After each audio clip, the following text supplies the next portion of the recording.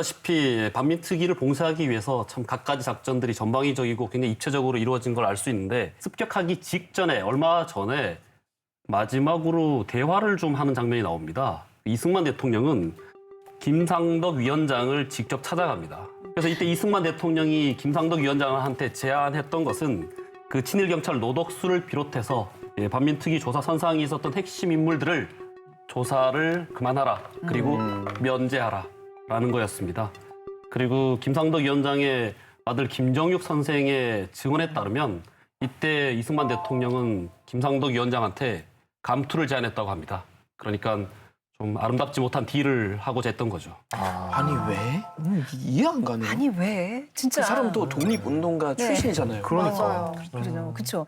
그리고 노덕술은 우리가 아까도 얘기했다시피 정말 최고의 친일이고 국민 정서상이가 맞지 않잖아요. 그 사람을 보호한다는 게. 근데 왜 이승만은 노덕술, 경찰. 왜 이랬을까? 왜 이쪽을 자꾸 비호하려고 그랬을까요? 흔히 말하는 얘기들은 우선 그 친일 경찰들도 그렇고 이제 행정부에서도 그 친일했던 사람들을 유지하면서 나라 돌아가게끔 만들어야 된다는 건 뭐 미군정 어떤 역할을 했는지 저도 잘 모르겠지만 어쨌거나 일반 국민들도 노덕술이라는 사람이 어떤 짓을 했는지 알고 있었을 거 아니에요. 그러니까 본인이 그 사람을 풀어주면 지지율이 확 떨어질 수밖에 없는 그런 상황일 텐데 그렇죠. 그 본인도 자기 그 무덤을 파는 그런 행위 아닐까? 이 프로그램을 하면서 네. 많이 배운다. 문제의식을 좀 이렇게 가져야 되겠구나 이런 생각을 하는 게 역사학자들이 반민특위에 대해서 이제 여러 가지 관심을 갖고 연구를 하고 사실을 밝히는 작업을 하는데 왜 노덕술이었을까? 그러니까 예컨대 이런 거죠. 왜 이승만 대통령은 노덕술 과장님한테 그렇게 집착을 했을까? 노덕술 과장님을 이런 질문을 던질 분이 없어요.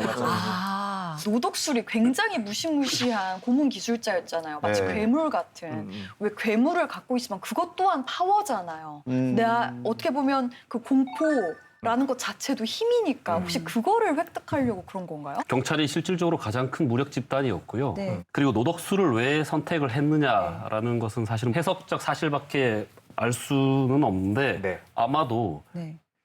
노덕수는 실질적으로 친일 경찰 때 조선인이 올라갈 수 있었던 최고 자리로 올라갔습니다. 일단은 해방 이후에 아마 이 사람이 경찰 전체에서 가장 큰 헤게모니를 갖고 있지 않았을까.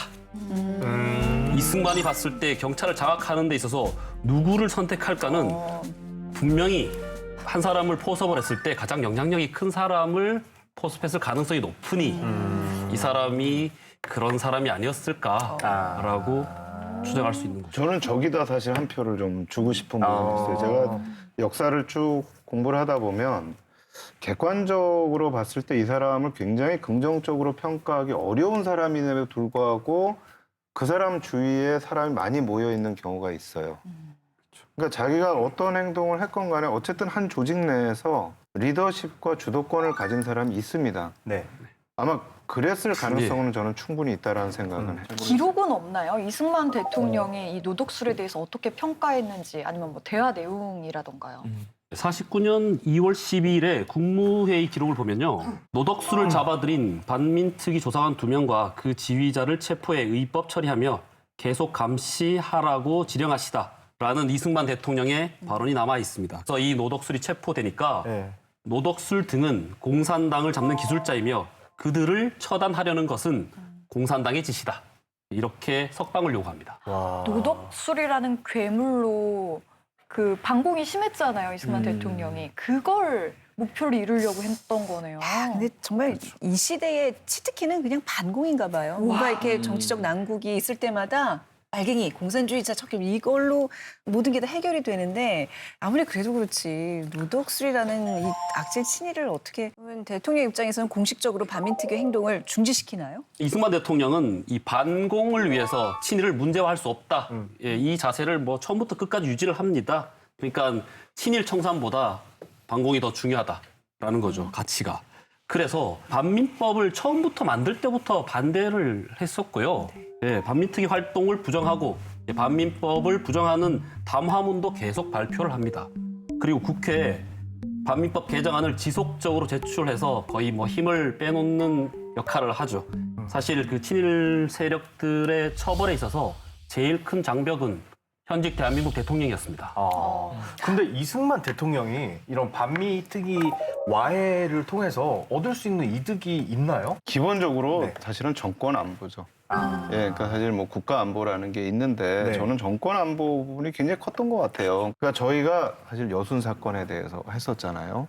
그리고 지금 이제 대한민국 정부가 수립된 지 얼마 안 됐는데 이승만 대통령의 가장 중요한 이 권력적 기반이 되는 경찰이 지금 흔들리고 있는데 이 시기가 또 하나 봐야 될 게 뭐냐면 주한미군이 철수를 하는 시기예요. 그러니까 49년 6월 말에 주한미군이 나갑니다. 그러니까 이승만 대통령으로서는 지금 여순 사건으로 인해서 군이 흔들리는데 미군까지 나가고 내가 최후의 보루라고 생각하는 경찰까지 지금 반민특위로 흔들려요. 그럼 나는 도대체 뭘 믿고 내가 이걸 해야 되는가. 그런데 이제 또 하나 부분이 뭐냐면 그럼 도대체 이 반민특위를 지지하는 국회의원들이 누구냐. 소장파예요. 근데